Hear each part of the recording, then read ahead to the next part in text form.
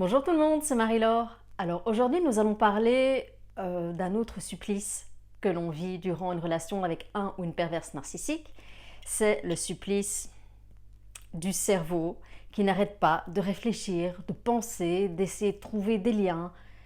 Voilà, c'est un véritable supplice d'avoir ce cerveau qui tourne à plein régime. Et voilà, cette capacité à déjà penser comme ça de façon excessive et essayer de trouver des liens, on l'a déjà avant une relation avec un ou une perverse narcissique. C'est pour ça le choix des proies n'est pas un hasard pour les pervers narcissiques. C'est qu'ils vont évidemment prendre des gens qui ont cette capacité à chaque fois de remise en question, de se creuser la tête, d'essayer de trouver des liens qui n'existent pas au final. Parce que si vous étiez stupide, cela n'intéresserait pas un ou une perverse narcissique. Pour lui ou pour elle, ce serait aussi passionnant que de chasser une vache. Voilà, c'est prouvé. Il y a des statistiques qui sont sorties de cabinets de vrais psychologues qui montrent que les victimes de pervers narcissiques sont des gens qui ont une certaine capacité intellectuelle, ou en tout cas qui ont une capacité à utiliser leur cerveau en plein régime. Donc voilà, ce n'est pas parce que vous vous sentez stupide que vous l'êtes. Non, non, il n'y a pas écrit. Ici, ce sont des gens qui sont intelligents, sauf Madame Untel, sauf Monsieur Untel. D'accord? Donc attention à votre dialogue intérieur. Et je vous rappelle aussi que l'intelligence, ce n'est pas savoir faire une équation à 15 inconnus ou être comme le sphinx à donner des réponses à tout. D'accord? Donc, notre cher cerveau va être carrément en sur-régime durant une relation avec un ou une perverse narcissique. À tel point qu'on va être obsédé par ce que peut penser le ou la perverse narcissique durant cette relation. Mais quand je dis vraiment obsédé, c'est obsédé. Je vais prendre l'exemple par exemple des fêtes de fin d'année. Voilà, j'étais là. Est-ce que je fais du homard? Ah oui, mais le homard, moi je veux pas le tuer, je veux pas le mettre dans l'eau bouillante, quoi. Non, non, je veux pas. Alors je vais faire appel à un traiteur. Ah oui, mais non, non, il va me dire qu'il aime pas le traiteur, et puis ça va faire une crise parce que j'ai pas fait le repas moi-même, ça va être une catastrophe. Non, non, non, non. Du gibier cette saison, voilà, du gibier. Je vais faire de la biche. Non, non, pas de la biche. Il va dire aux enfants que j'ai tué la mère de Bambi. Voilà, vous voyez un petit peu le fait qu'on est tout le temps en train de penser, de surpenser ce qu'il pourrait dire, ce qu'il va penser, ce qu'elle va faire. Toujours comme ça. Pourquoi on tombe petit à petit dans ce mécanisme infernal de surpenser? Premièrement, parce qu'on essaye de trouver un sens logique à des comportements illogiques. Voilà, pour nous, qui sommes des personnes intègres, loyales, honnêtes, quand on agit d'une certaine façon, c'est qu'il y a une raison. On est loin de s'imaginer que non, ça fait partie du jeu du supplice PN. Donc on est là, on essaye de tirer des conclusions, de trouver des réponses, de se dire il y a sûrement quelque chose qui ne nous dit pas, je vais mener mon enquête. À penser que ces changements subits je sais pas, de comportement, de réaction, eh bien c'est dû peut-être à une maladie psychologique, ou peut-être à une tumeur du cerveau, ou peut-être à de la schizophrénie. Voilà, on essaye de trouver des liens.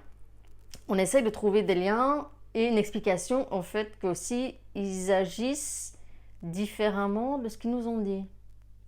Voilà, les paroles et les actes, voilà, ça colle pas. Autre chose aussi, c'est que on va toujours marcher sur des œufs. Donc du coup, on va avoir tendance à réfléchir plusieurs fois avant de dire quelque chose. Je prends l'exemple, voilà, le choix d'une chemise. On est dans un magasin et me montre deux chemises, la bleue ou la rouge. Dans ma tête, je me dis, mon vieux, aucune des deux t'a pris du poids. Et évidemment que je ne peux pas le dire. Évidemment, sinon, Troisième Guerre mondiale en plein milieu du magasin. Donc j'avais pour habitude, au lieu de dire ce que je pense, mon opinion, puisque de toute façon, mon opinion, voilà, elle comptait pas, sauf pour faire une crise, je regardais un petit peu son visage. Alors j'étais là, la bleue, la rouge. Bon, je vais dire bleu parce que je sais qu'il aime bleu. Bleu. Bleu, bleu, bleu. Ouh, là, je vois son visage qui se décompose. Rouge. Rouge, mais pas ce rouge-là. Pas ce rouge-là. Non, non, non. Et pas ce bleu-là non plus. Non, non, non, non. En fait, c'est la coupe qui ne va pas. Tu mérites quelque chose de standing, quoi. Tu mérites de la haute couture. C'est ça, c'est le magasin qui ne va pas. C'est le magasin qui n'est pas fait pour toi. Il te faut de la haute couture. Quoi? Ah, mais j'ai pas dit qu'on allait t'acheter un costume chez Armani, hein. Ah non, non, non, j'ai pas dit. Bah, tu peux demander à la vendeuse, tu peux demander aux gens du magasin. Et vous savez évidemment que généralement quand ils commencent comme ça veut dire qu'il y a une crise. Ça veut dire scandale dans le magasin. Donc voilà pour l'anecdote. Alors, autre chose aussi, on est tout le temps en train de penser parce qu'on veut leur faire plaisir.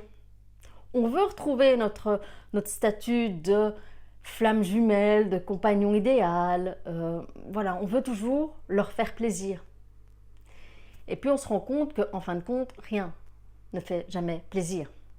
Parce que même quand vous faites ce qu'il faut pour leur faire plaisir, que vous dites les mots qu'il faut pour leur faire plaisir, eh bien, les PN vont nous tirer la tronche parce qu'ils ont loupé une occasion de nous sanctionner parce que du coup, on a bien fait quelque chose.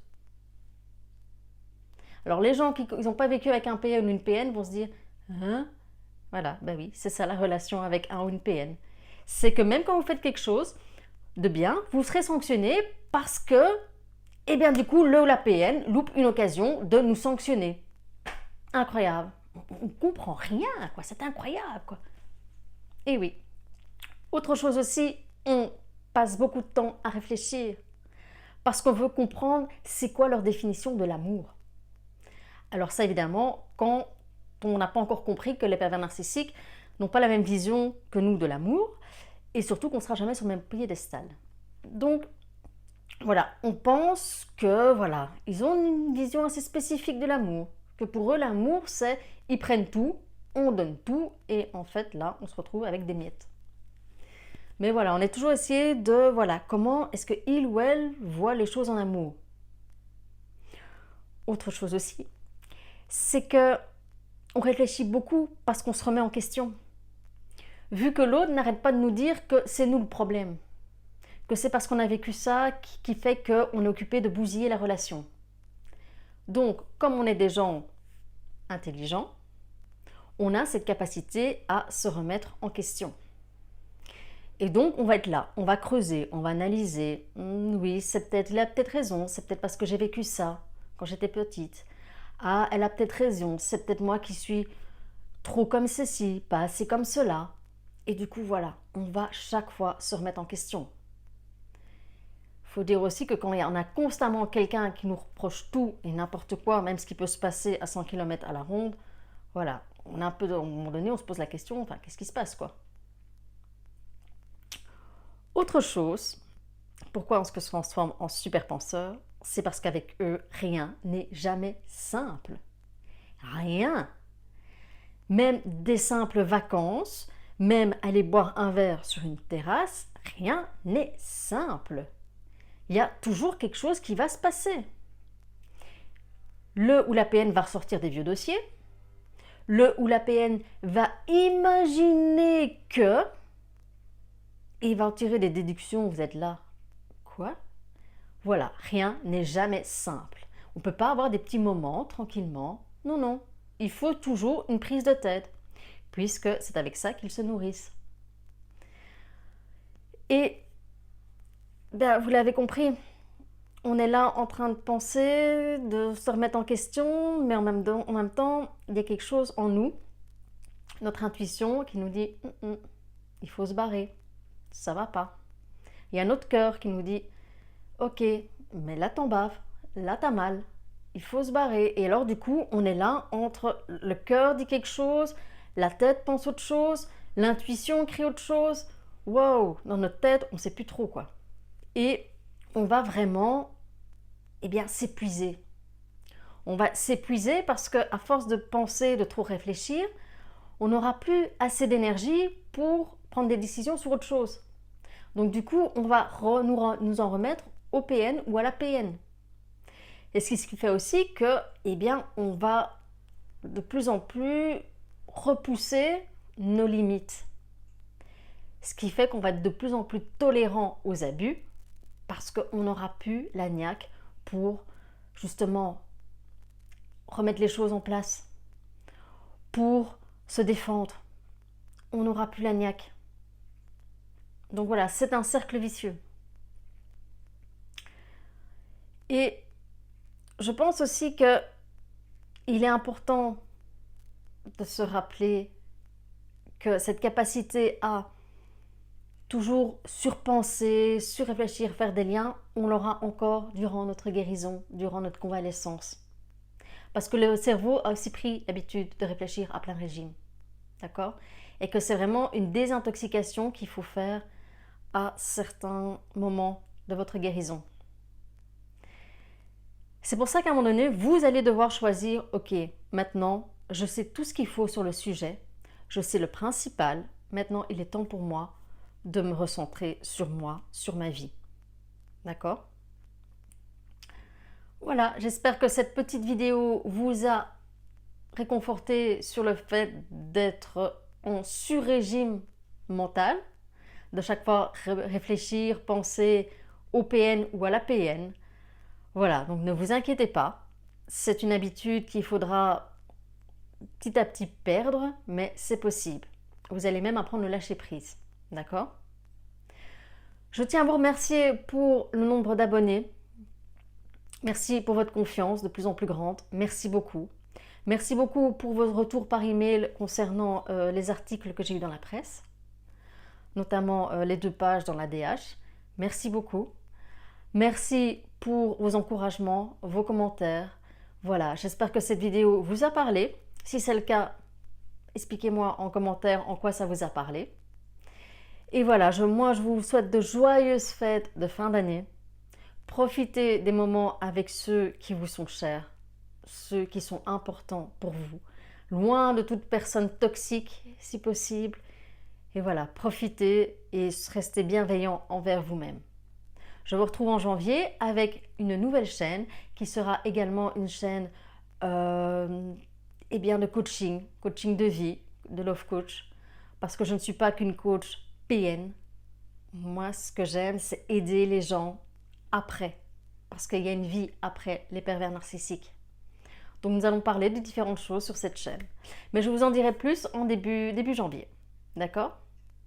Passez d'excellentes fêtes de fin d'année. À bientôt!